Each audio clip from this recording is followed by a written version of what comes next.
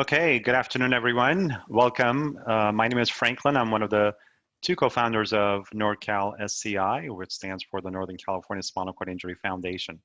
Welcome to tonight's presentation of Stephanie Camella, who's going to be talking about a good old sitting posture. That's going to be the second part of what Stephanie is presenting for us today. So the real title is Practical Posture for SCI, Strategies and Exercises for an Upright Spine. I know posture is a very important thing for a lot of us since we struggle with it. So a couple of housekeeping items. Number one, Stephanie wanted me to mention to you that there are going to be some activities that you may want to kind of participate in the moment. And what she's asking is if you would like to do that, to grab a hand towel, as well as clear out some space on a table that you could lean on safely. And that way you could sort of take part in some of her activities in real time. So if you want to do that in the next couple of minutes, that'll be great. A couple of other housekeeping items. So you have all been muted. That way we don't have any background noise interference. And then in case if you're wondering how you might be able to ask questions, as we typically do, the Q&A session is at the end of the program. Program is going to be about 45 minutes or so long, and then we'll have about 10 minutes at the end for any Q&A. And the way that you can do that is through using the chat feature on your screen. Just keep feeding those questions to me throughout the presentation, and I'll ask them from Stephanie at the end. Or if you don't want to do that, you could also send them to me via email. I'll be checking the email all throughout the presentation. The email address is info@norcalsci.org. So that's one item. The second thing is that we are recording this presentation, as we do with all of them. So in the event that you need to take off and you're not able to stick around for the entirety of the presentation, no worries. As long as you have registered, we will be sending a recorded version of this thing on Monday of next week. And then we'll also make it available on our website. And as usual, these presentations are funded through a generous grant from the Reeve Foundation, and we're thrilled to be able to bring these types of really groundbreaking events and presentations that you don't see a whole lot of out there. So without further ado, let me introduce you to Stephanie. She has engaged in over 20,000 hours of working directly with individuals with spinal cord injuries and other neurological disorders since 2011. Stephanie has a BS degree in exercise biology from the University of California and was first introduced to Pilates in 2014 and quickly transitioned to this new model, starting a Pilates-based SCI recovery program in 2015 at the Absolute Center in Lafayette.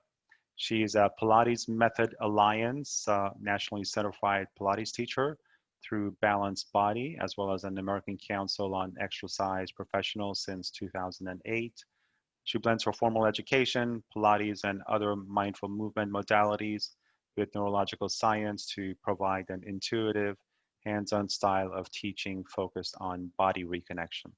She's also the co-founder of Zebrafish Neuro, and along with her fellow co-founder, Theo St. Francis, they have published a 300-page book called From the Ground Up, a human-powered framework for spinal cord injury recovery. And I'll ask her to talk about that a little bit later on too. So without further ado, here's Stephanie Camella. Stephanie. There we go. Hi, everyone. Good evening. As Franklin introduced me so beautifully, my name is Stephanie Camella. I'm a Pilates teacher, and I specialize in working with SCI athletes. SCI athletes meaning every one of you that is working through your spinal cord injury. So that's just the term that I use. I love using the Pilates method for SCI athletes because of its guiding principles. It has core foundations in alignment, postural, core strengthening, integration, and then I believe most importantly, one of the more important things about Pilates that I fell in love with was its emphasis on education. And so, as you guys know, there's not a lot of resources out there for spinal cord injury. And thanks to NorCal SCI and the Reeve Foundation, we're bringing this amazing resource for all you guys. And I couldn't be more excited to be a part of it because I believe so fundamentally in education.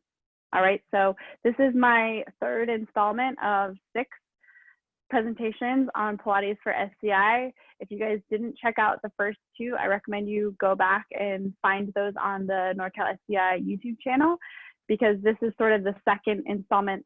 This is sort of a sequel to what I did last month. Last month, we set the stage on what posture is and common posture patterns that we see in SCI athletes.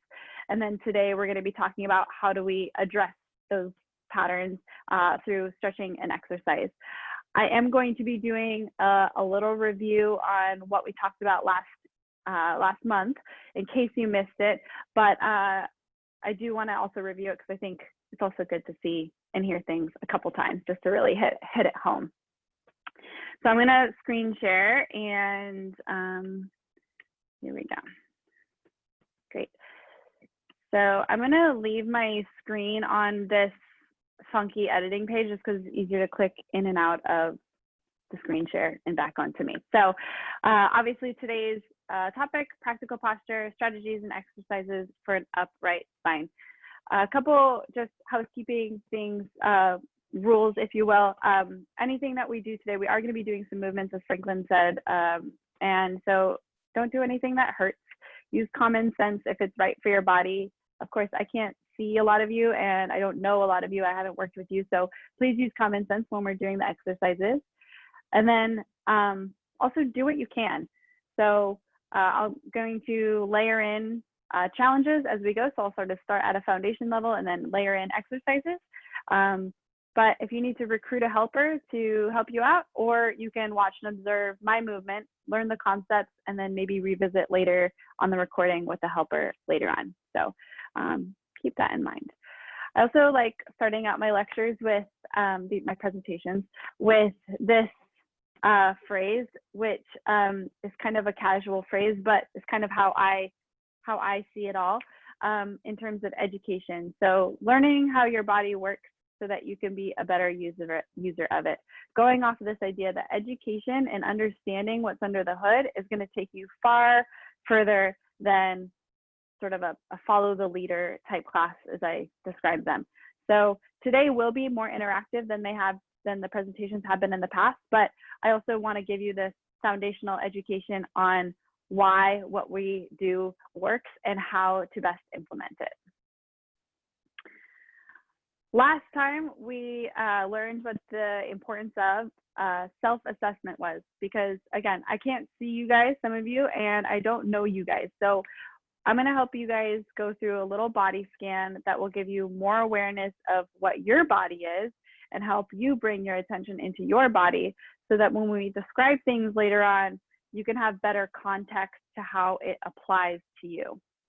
Okay, so I'm going to start at the top and then scan the body down, and I might lose some of you guys due to sensation issues as we work our way down. And so if that's you and we get to a point where you lose the sensation and the awareness of that area, just visualize in your body, maybe from a past experience or what you think it should feel like, or even positioning yourself in front of a mirror is really helpful because it really shows you in a visual sense what's going on. Sometimes what we feel in our body is different than what's actually happening in our body. So using a mirror and visual aids like that are really helpful for understanding what's going on. Okay, so you can close your eyes if that feels right for you. You can also keep your eyes open, but we are going to start at the top part of your body, so just at the head, and noticing the position of your head on top of your spine. Does the head feel like it's being pulled in one direction? Maybe it's being pulled backwards or sideways, right or left, or maybe it's heavy and pulling you forward. So just noticing what your head position is here on top of your spine. And then we're going to travel down to your collarbones and out to the tips of your shoulders. And again, we're going to notice how those shoulders are sitting on top of your rib cage. Do you feel like your shoulders are heavy forward? Are they resting back on whatever chair you're leaning against? Do you have awareness of your scapula behind you, your shoulder blade. If you were to roll your shoulders, could you feel your scapula gliding on your back?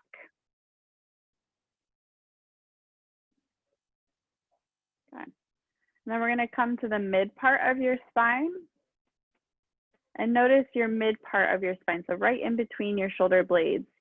Maybe you feel some pressure on the seat behind you.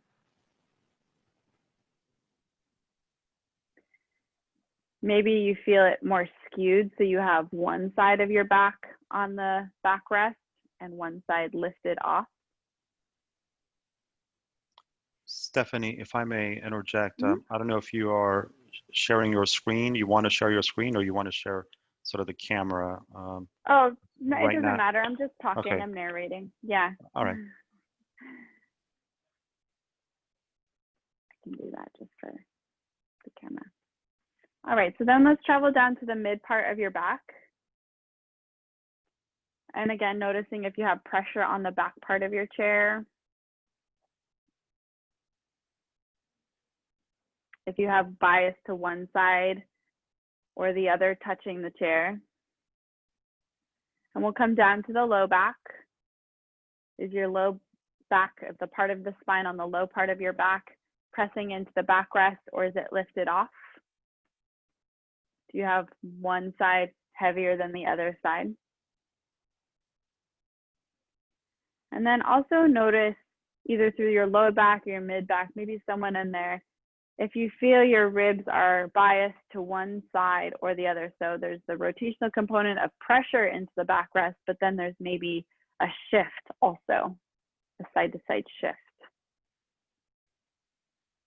And then coming down to the pelvis, if you're still with me, noticing if you have more weight through one of your hips or they feel pretty level and equal.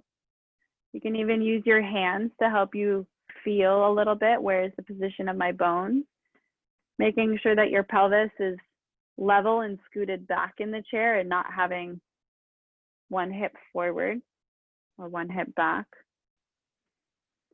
And then for those of you that have sensation through the legs, noticing the back of your thighs on the seat as well.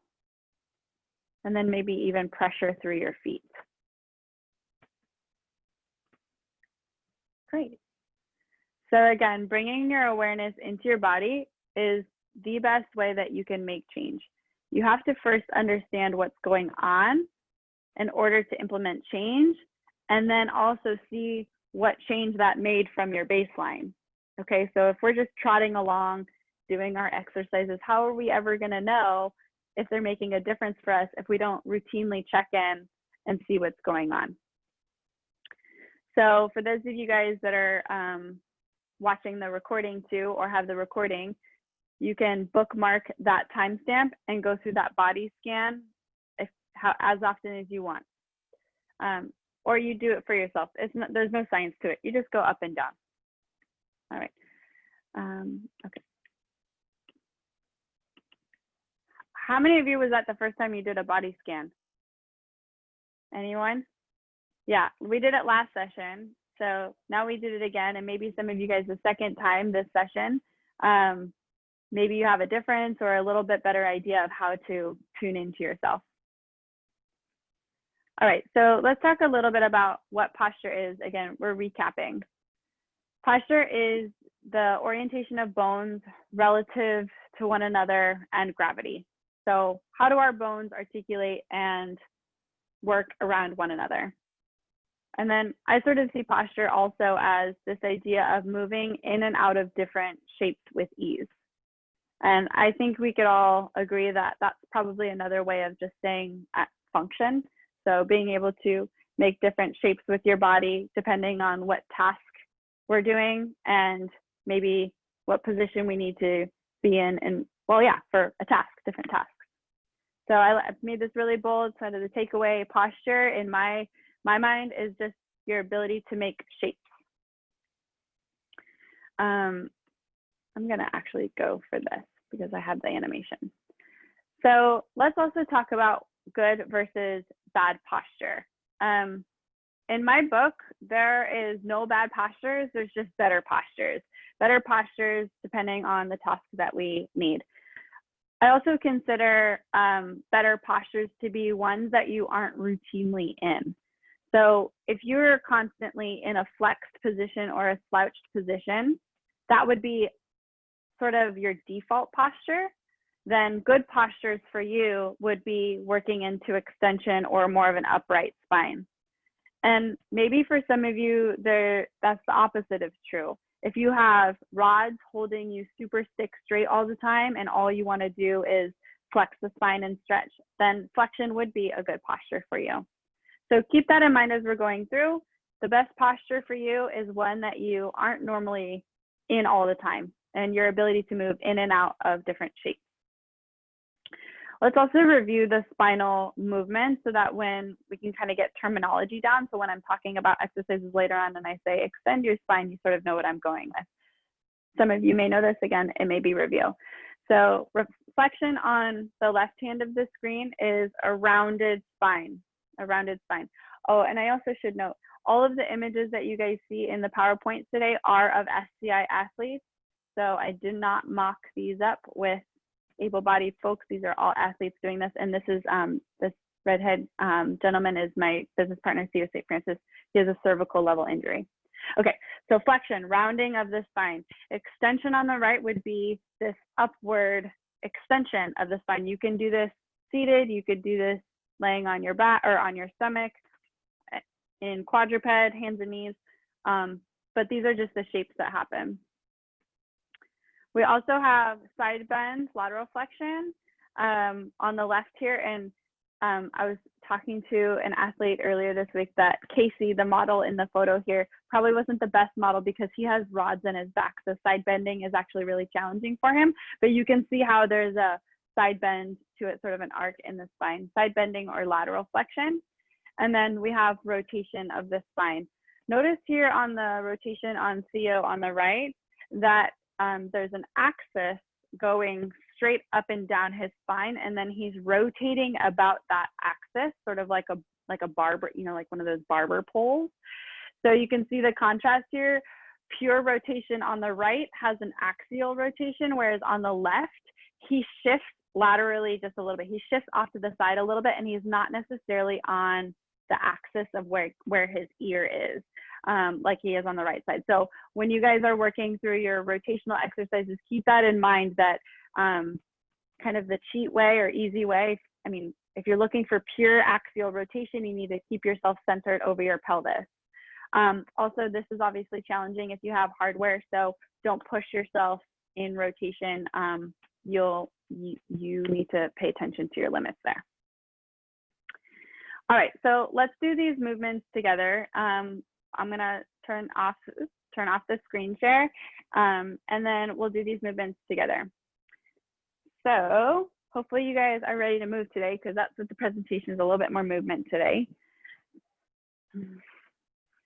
And right here, so I'm gonna sort of be on an angle so you can see. So for spinal flexion was the first one. You can have your hands on your thighs, and we're going to round the spine and press your back into the chair behind you. Now, remember, your neck is part of your spine, so have the whole system come into flexion. And I know you want to look at the screen, but take a look down at your belly button for a second. And then we're going to go into extension. So either pull on your knees or press your elbows into your backrest and come into a little bit of extension. And again, your head or your neck is part of your spine, so making sure that you're looking up as well, okay? And I understand that some of you may find that parts of your spine are harder to access than the others, which is fine, but just keep in mind that it's working through as much of the spine that you can, okay? So flexion, press your low back and your spine into the backrest. Should feel really nice. Get broad in your shoulder blades, and then push into the armrest or the back of your chair, or pulling up on your thighs to come into extension, and your eyes will come up. Good. So if you know from yoga, cat-cow, it's sort of a seated cat-cow. We're gonna do that one more time. Flexion, push your back into the seat, and then extension, pull up on your thighs and lift through. Nice work. Good. All right, so for side bending, If you know to maybe have some stability things, make sure you hold on to the side of your chair. And we're just gonna side bend over to the side and reach down towards the floor. Now, when you're side bending, try not to let yourself fold forward. I want you guys to experience pure movements here, pure planar movements. So we're just going over to the side and then up and then over to the other side. Try to keep that top shoulder open. Good. If you don't feel like you need to hold on to the side of the chair, we can also bring that arm up and over. Good. Reach through. Try not to let yourself be closed in front. Open up. Yeah. And then I call it a cartwheel. Cartwheel over and side stretch to the other side. Good. One more each, just because it feels so good. I love lateral flexion. Again, if you have rods, you're just going to do what you can. Pay attention to your body. And last one. Good. For rotation, you're going to take your right hand on your opposite thigh, or turn your head and look behind you, wringing out the spine. And then we'll do the same thing on the other side. When we come back center, take an inhale and then grab a hold and exhale. So when you exhale, you're wringing out your spine and looking behind you. Good. And we'll just do that one more time each. So it can be just your neck, your thoracic spine, and your low back, your lumbar spine. Good. One more time to the other side. So it can be just your head or your shoulders all the way down through, whatever you can grab into there for your rotation. Nice. Simple, right? Not too complicated. Planes of motion. Good. Okay. So that's actually one of the best exercises that you guys can do for your posture, is just to take your body in and out of those shapes. So we'll revisit that in a bit. I also want to talk a little bit about neutral alignment. So if you see Theo on the left side here, I've drawn a yellow crayon marking to show the natural curvatures of the spine. And I've also shown the sort of scary anatomy image to the left as well. So you notice in the cervical spine, you have a little bit of extension. And then you have thoracic flexion, and then lumbar extension, and then you have your tail that sort of drops underneath you.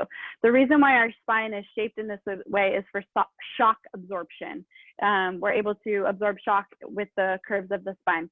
So we consider this to be a neutral orientation of the spine. If you're going textbook, it looks somewhat like this in the curvatures. Of course, depending on your daily default postures and the demands that you place on your body, your spinal curves may look different, okay? I also want to note that you can maintain neutral moving your body through space. So in the top right picture, you can see that Theo's maintained a neutral spine, but he's hinged his body forward. Hinge is the key word. So you fold in the hip joint and you hinge forward, okay? So he's keeping neutral spine, but he's hinging forward. This is a little bit more of an advanced way to challenge your neutral spine as you're moving through space. And then Casey on the bottom side, he's keeping a neutral spine as he tips onto the side of his hip.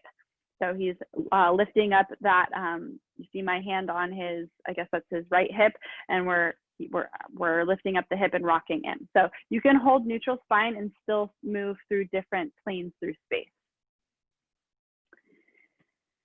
I got a lot of questions last time on scoliosis, so I do want to just put it out there this time. Maybe it'll help you guys a little bit. Remember that for scoliosis, it's really just a lateral curve. It usually has rotational components to it. And actually, usually there's more than one lateral curve and more than one rotational curve. And scoliosis is very, very unique to each individual. So just because one person has scoliosis doesn't mean someone else has scoliosis, okay? Scoliosis can happen from a variety of reasons, postural defaults being one of them. And so we need to be aware of, first off, like why the scoliosis happened in the first place. What was the mechanism of it? Were you born with it, or did it happen over time? And then second, what is the exact curvatures? Like what are the exact curvatures doing? Are they for your lateral flexion and the rotation. So with that said, exercises are very, very individual to the person depending on those parameters. It also proves the importance to have self-awareness of your curves or working with a professional to help you decipher for your specific situation. So honestly, via video is really challenging to work with the scoliosis, especially in an assessment standpoint. So if you guys have access to a trained professional, PT, someone that specializes in scoliosis, Pilates instructors are generally pretty good at scoliosis. They can help you out. And I know right now, COVID situation, you might have to wait, but that's kind of my thing. My general advice is don't force anything, right? That scoliosis, if it happened over time, happened over time. So it's not going to be fixed overnight. You don't want to crack anything back into place, right? You'll want to use props to level the foundation. So if you're laying on your back and you do have a little bit of a lifted shoulder, put a towel underneath your shoulder so that you sort of level the playing field. Similar is if you are sitting in your chair and you tend to have a tendency to have one hip higher than the other, you'll want to prop up your hips so that you can have sort of a level surface to work with, okay? Kind of all I'm gonna say about scoliosis. Oh, and then, sorry, work as best you can for neutral, just as best as you can without forcing anything. All right, one of the most important things that we talked about in the last lecture was understanding how, what creates the different shapes of our spines. And so I like this analogy. The shape and integrity of your house is dictated by the shape and integrity of its foundation, right? So if you have a sinking foundation, the house is going to sort of sink on that one side. So similarly, the shape and integrity of your spine is dictated by the shape and integrity of your pelvis. This is a huge, huge thing. I'm a firm believer in finding the one thing that will fix 80% of your issues. And when we're talking about posture, 80% of the time, it comes down to what is your pelvis doing. Okay, so let's review that just a little bit. We talked about neutral pelvis earlier. You can see here in the little cartoon that the shape of the relationship between the spine, the rib cage and the pelvis and the spine, if you think bottom up, okay? Anterior, posterior tilt. Some of you guys may recognize this in your own posture. Again, go check out the last lecture if you're not quite sure where you fit on this spectrum. So notice how you can have the pelvis tilted forward or backwards, and that changes the curvatures of your spine. Hip hike, lateral flexion, same thing, and then translation and lateral shift, okay? Again, that was in the last lecture, so I'm just gonna leave it at that. I don't wanna spend too much time there. I also wanna remind you about the pelvic triangle. So I said last time, so this is a top-down view of your pelvis, and the top of the image is your lumbar spine, your low back, and the bottom part of the image is your pubic bone. So just imagine sort of looking straight down. You have sort of three landmarks. You have your two sits bones, which are the bony parts of your butt, and then you have your pubic bone, and I imagine that making a triangle. And when your pelvis is neutral, the triangle sits level with the floor. So if you have, yeah, so let's just look at it. So if you have your triangle sort of lifted in the front as the picture on the left, you're sort of sitting back on your sacrum. You're sitting sort of past your sit bones and onto your sacrum. And if you're in neutral, you have a little bit more of a level pelvis, if not pubic bone lower. This is more figurative, lower than the sit bone, okay? So again, orienting your pelvis solves a lot of problems. All right, so let's get into the good stuff. How are we doing? Good? Okay. So let's talk about frequency, because it's a question I always get at the end too. Frequency really depends on what you're currently doing and what your goals are. So if you're looking for maintenance, like you just want to stay where you're at, then you need to sort of just continue what you're doing, right? But if you want improvement, then you need to level that up a little bit. If you want to stop getting worse, then you also need to up level, okay? I would say for posture is about embodying the concepts and embodying the imagery of it. And so I'll show you on the next couple of slides what I mean by that. But when you carry good posture with you all the time, then it's just going to reinforce good posture every time, every moment of the day. So when I say frequency of practice, how often should I practice posture?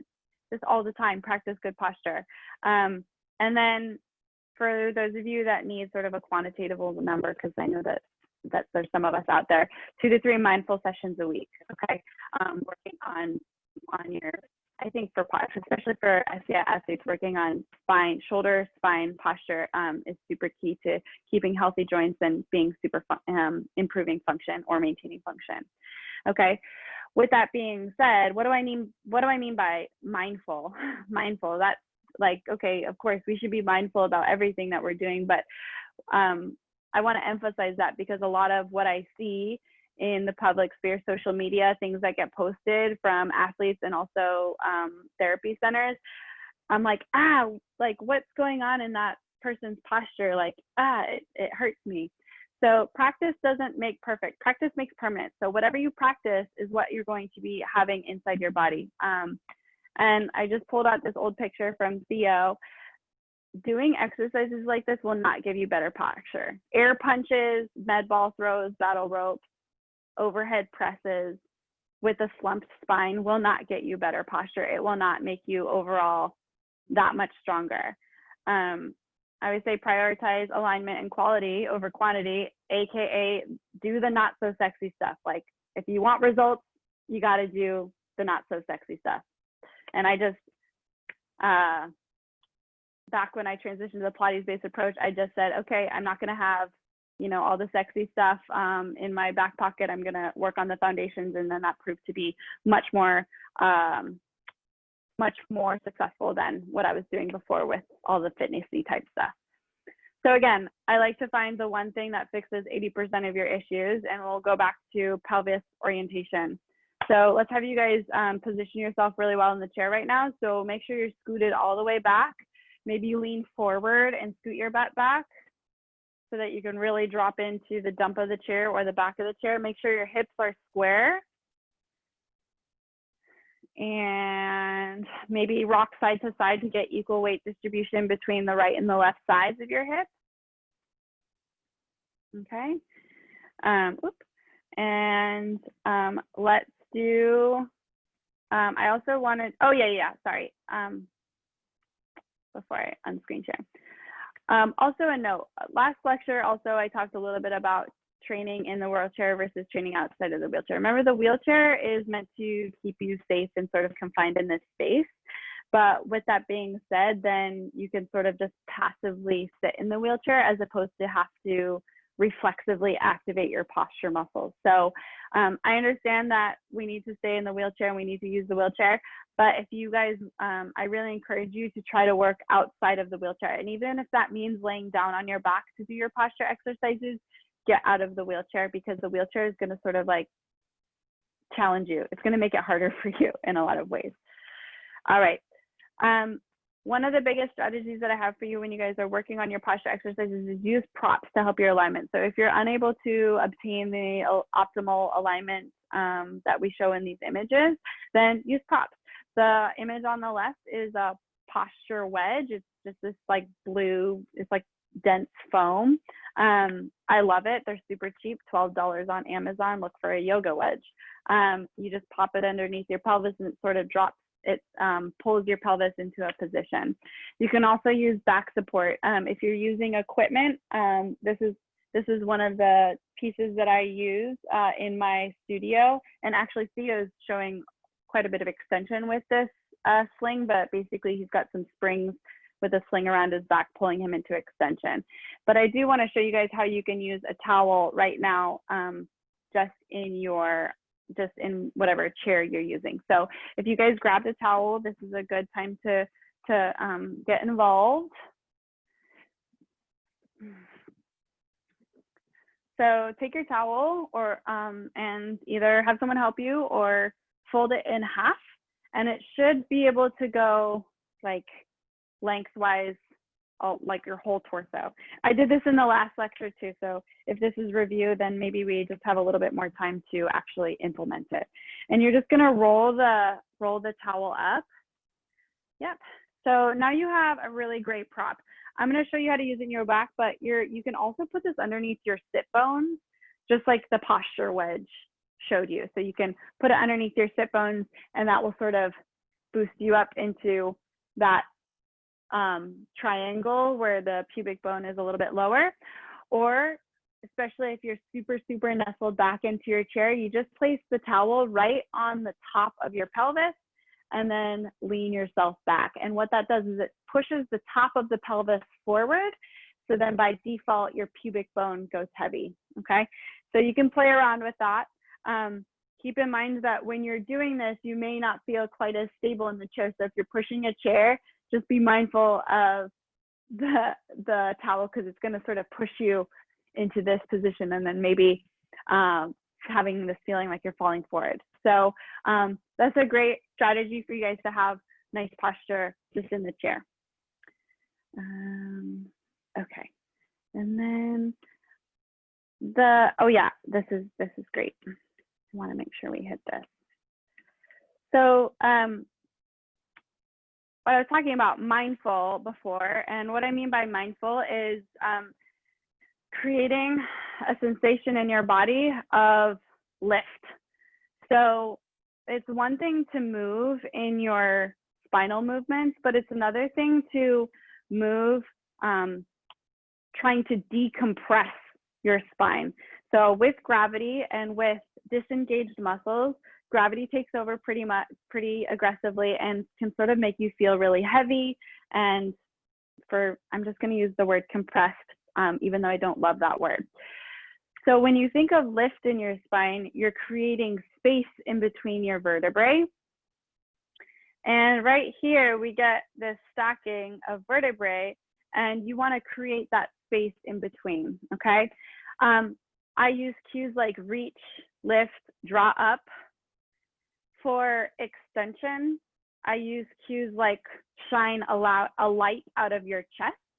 So you can imagine a light coming out of your chest, or your heart coming through your chest. I use heart a lot, pull your heart through your chest. So imagery, using imagery for both yourself, for my cueing, and then both for yourself when you're going about your day to elicit a little bit better posture. There's been research that shows that imagery in this sort of mindful, I guess they call it like somatic, is super effective, rather than just saying squeeze your shoulders back, or, you know, engage your back muscles. That doesn't work quite as well as imagery. And I think for SCI athletes too, it's a little bit more relatable, right? Because we're not talking about muscles that are maybe disengaged. We're talking about shining light out of your chest. Everyone can shine light out of their chest. So I like imagery.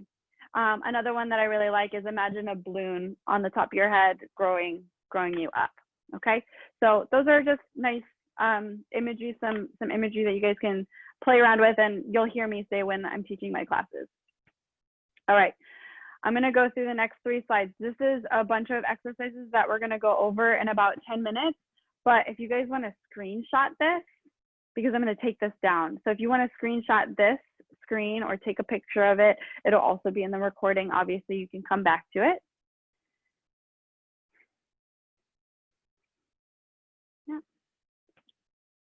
Yeah, you can take a picture with your phone or just on your computer if you know how to screenshot.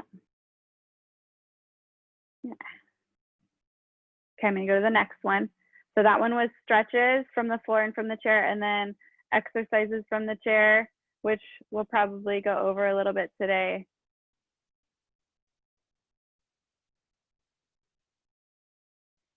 And then exercises on the floor with or whatever, without equipment. I probably won't get to this today, but go ahead and screenshot it.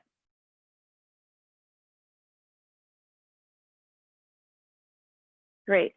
Okay, so let's get to it. You guys ready to move a little bit? Let's do this.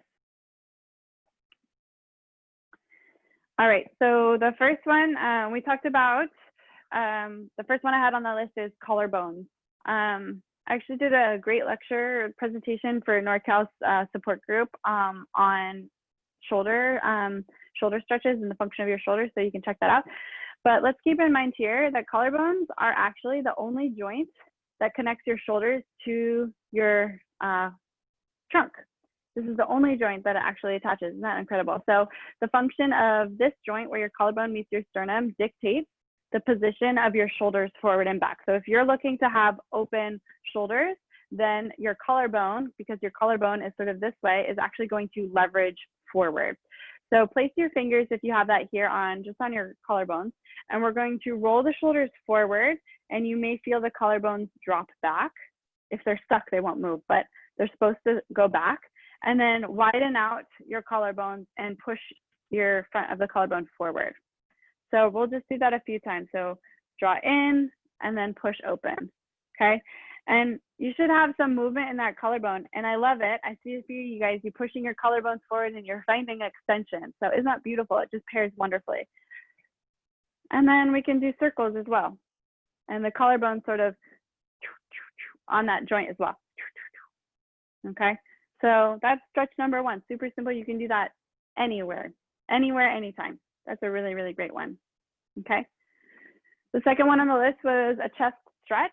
And you can do that by turning yourself sideways to a desk or a table and bringing your arm back, and then grabbing the back part of your wheelchair and stretching the chest that way. You can also do this by going through a door frame and holding onto a door frame. Yep. And you should be feeling a stretch in the front of the chest here. Now here, if you also think about those collarbones widening, what happens? Just enhances that a little bit more. Good. Let's do the other side.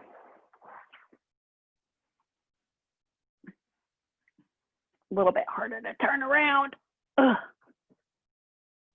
That's why if you do it in a door frame, it's really easy because you can just hold on to either side. You don't have to turn your chair around. Good.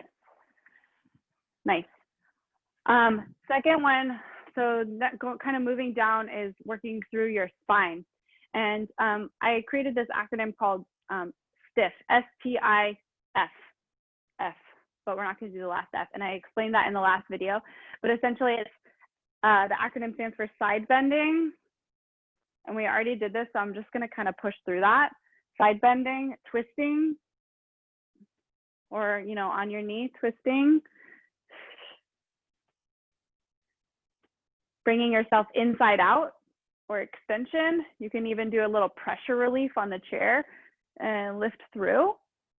Make sure your shoulders are out. You can pop your collarbones forward. And then flexion is that F where we fold forward.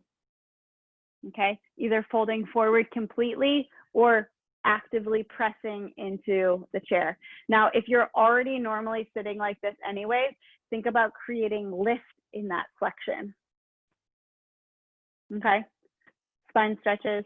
And then for hips, this may be just for some of you guys, but for hips, if you can slide one hip forward in the chair and then slide that back, and then slide the other hip forward in the chair and slide it back, it gives you a little bit of an adductor stretch. And I know these aren't amazing. It's easier to stretch your hips outside of the chair, but I wanted to give you something in the chair. So femur slides. Wonderful. Now let's get to the exercises. All right, so as I go through the exercises, they start very simple, kind of foundational, and then they increase in complexity and challenge. So if we get through the list and you kind of say, okay, that's kind of where my edge is, go back through the first few and continue those while I continue the rest of the exercises, or you can just watch and observe. So the first one, super simple. It's just what you did to go inside out. So you're going to press into the chair or down into the shoulder blocks and lift your chest up. So you're trying to bring as much of your back off the chair as possible. Shine a light out through your chest and take your head in that direction behind you. Good. And then release. And so I would say do about 5 of those. So come up, hold for about 5 seconds, and then return. And then up, hold for 5 seconds, squeeze, squeeze, squeeze, collarbones wide, and then return. Yeah, last one, open up, and return. Nice job. Good. The next exercises require a table or a clear surface. So if that's, hopefully you guys have yourself near a dining table or a desk. And if not, you can do that right now or watch and come back later to the recording. So for this one, we're gonna have our elbows on the table and you're gonna lean forward onto the table. From here, you wanna push yourself away from the table with your elbows, shine a light out through your chest and find extension. And then release back out of it. And we're just gonna do that 4 more times. Press into the table, shine a light through, and extend, and release. 2 more times, push through, shine your heart, and return. And last one, push through, shine your heart. Nice work. All right, adding on a little bit of a challenge here, you're gonna take one of your hands on the side and push into rotation while holding your extension. Yep, and then bring it down, switch to the other side. So it takes a little bit too to transfer your weight over and then push through and rotate. Good. And there's even that intermediate step of just shifting side to side. So if coming up on the hand is a little bit too much for you right now, just work on the weight shifting. And last one, push through and reach. Good. Moving on, more advanced. We're gonna take your arm out to the side, rotate. This is called airplane. Don't ask me why. Push through the elbow that's on the floor, find extension, and then return. Push through the elbows, airplane to the other side. Again, reach through the shoulder, and then return. So posture isn't just about holding your neutral alignment all the time. Again, it's about moving in and out of these different shapes and movements. That's gonna be what strengthens your body in that postural, because we're never just static. We're always trying to move a little bit there. Good. All right. The last one in this position here is this full transition onto your hands. So you're just gonna press up onto your hands and then drop down onto your elbows. You can also do this on your thighs. So if you're here and then elbow down, feel that your body needs to push through to bring your hand up and then rotate down and up. So then trying to go from your elbows to your hands without having to push excessively through your hands. See if you can lift through your spine and then drive up onto your hands. Okay, make sure you do the same amount on the right and left side. Okay, I'm going to show you guys some towel slides as well on the table. So sorry, we have to take that towel out of your back. This one's kind of nice. I like this one. This is like one of the biggest homeworks I give for people. So we just take ourselves forward and slide out on the table. You can do this on your elbows. I just find that you need to sort of work on this before you graduate to that, okay? So we slide the towel out, and then we're gonna round our spine and pull ourselves back to our starting position. Yeah, so it's called arch and curl. We're gonna arch, lead with your light and your heart, and then draw your belly button back to your spine and bring yourself back. And you'll create sort of this wave component. If you have purchase of your thighs and your feet, push through your feet when you come back. Good. So this is called the arch and curl.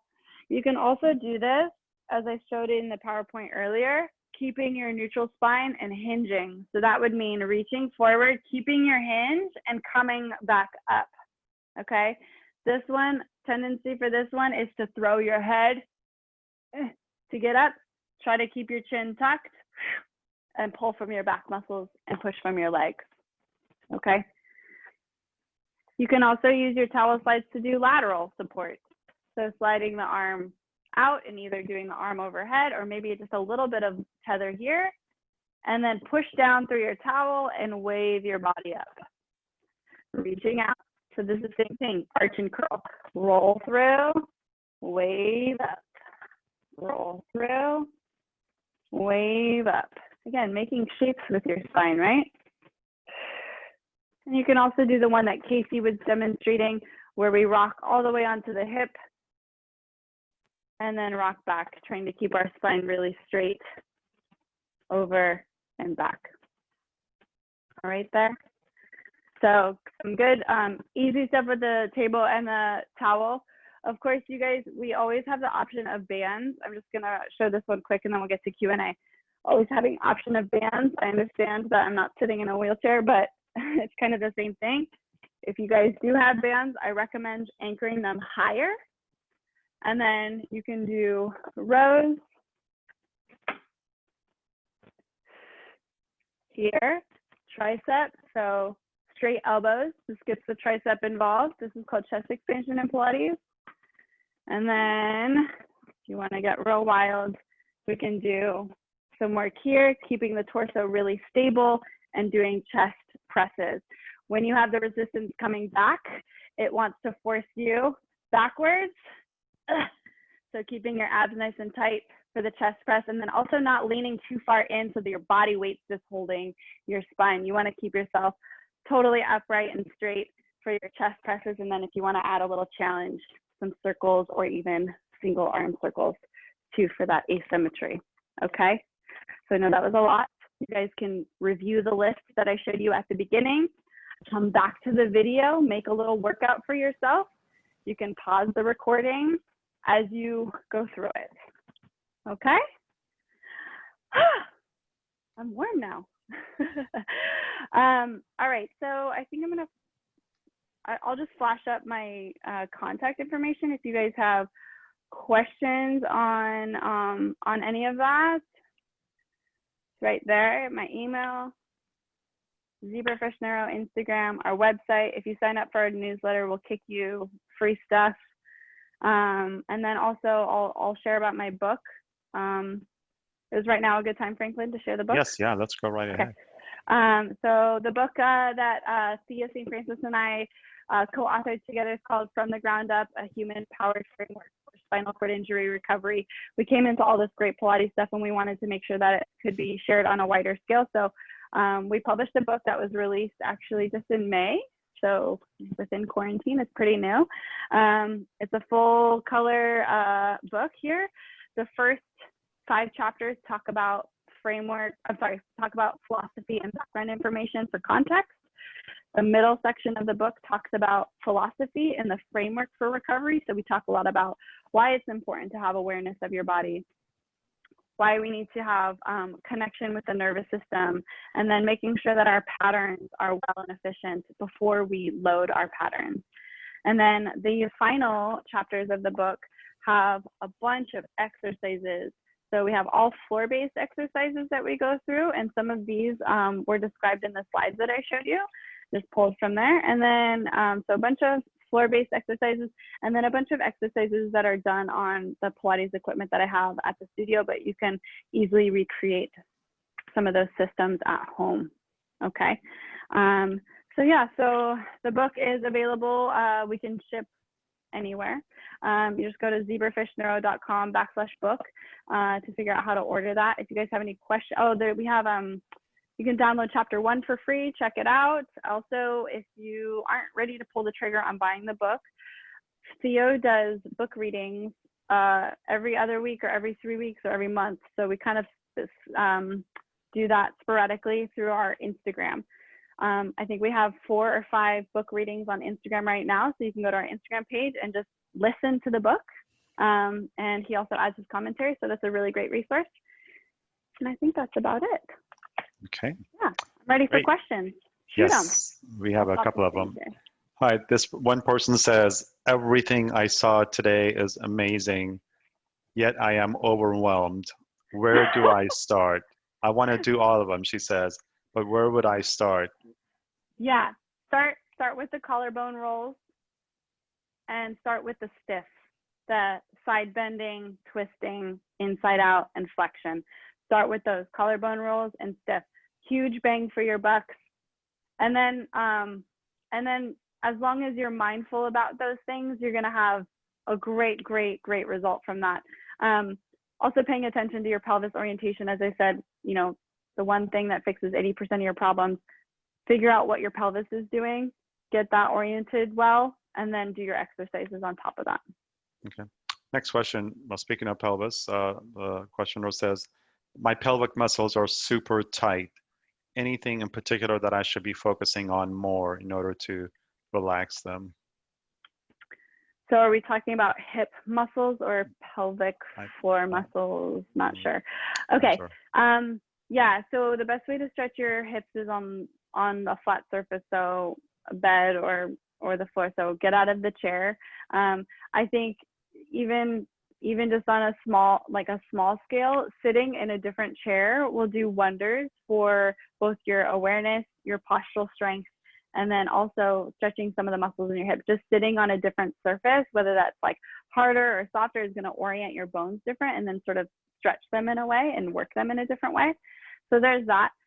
One of my favorite pelvic, I guess, hip exercises is called 3D pelvis, and I have it on our Instagram page. So go to the Instagram page and look for a tile that says 3D pelvis, and I describe that completely in the Instagram video. Yeah, that's good for pelvic floor too. So one thing that I do, I basically sit on the edge of my bed, and I so basically lean back on my back with my legs sort of dangling off the edge. And I really feel my sort of pelvis muscle kind of stretching. Is that something that you would recommend? Yeah, I think that's fine. The one thing that I'd want to add to that, just to make it even better, would be so to have your legs dangling off of the edge is going to be pulling your spine in a way as well. So I would say get your foot to land on something that supports the limb, so it's not just hanging off of your hips, but still offers the range of motion that you're looking for. Yeah, that's a good one, Franklin. Yeah. Yeah, when I'm tall enough, that does happen by itself. Okay, next question about the book. Is it available in digital format? I don't think so, right? We're working on that right now. We're trying to figure out how to make that available for you guys in the most cost-effective way for everyone. So hang tight. We're going to try to get that by the end of the year. Okay. Last question. What type of exercises can I do that you showed tonight that I can do in bed while laying on my back? Yes, excellent. So let me screen share because that was one of the slides, and I know that we rushed through it. So stretches from the floor or your bed. Okay. So the collarbone rolls, you can definitely do that laying down. Chest and shoulders. So if you do imagine that you're making a snow angel in your bed, that's a good one to stretch your shoulders. And then there's some spine twists that you can do, lay on your side and spine twists. But for the exercises, let's go back to the ones that we talked about in the chair. So it's kind of like the parallels to it. The back rest extension. So imagine if you're laying on your back and you press your elbows into the bed, which sometimes can be soft, so maybe that's not the best place, but pressing your elbows into the bed, you can still get that extension even when you're laying on your back. So I'll say the two answers repeated again: collarbone rolls, and then your back extension by pressing your elbows down into the floor. Okay. Those are two good ones. Mm-hmm. Right. And this one last question snuck in. What would you recommend that I do when I'm standing in a standing frame? Make sure that your pelvis is in neutral. Make sure your pelvis is in neutral, because what happens a lot is either your butt sort of gets stuck behind you. So make sure you're strapped in a way that your pelvis is tucked underneath you. I flashed in the last session just a very brief picture of what that would look like in the last lecture, so you can check that out. And then second, you can do all the exercises that we just showed you just standing. So the towel slide, the stiff acronym, side bending, the towel slides, and then the band work too. If you're strapped in pretty good, you have a chest plate maybe. All of the exercises you can do standing. Okay, that concludes all the questions. Thank you so much, Stephanie. So once again, everyone, tonight's presentation was thanks to a grant from the Re Foundation. So grateful to them and grateful to Stephanie for doing these. As I mentioned earlier, we recorded tonight's session. So on Monday, you're all going to receive an email with a link to the recording. And actually, you know what, Stephanie, what I'm going to do is I'm going to include the recording from the first part one. And that way, for those people that missed the first part, they can have access to both of them. So no worries about sort of missing out on any of this stuff. And that's about it. Have a great night, everyone. Thank you again, Stephanie, and enjoy the rest of your week and your weekend. Thank you. Bye, Okay. guys. See you next Bye-bye now. time.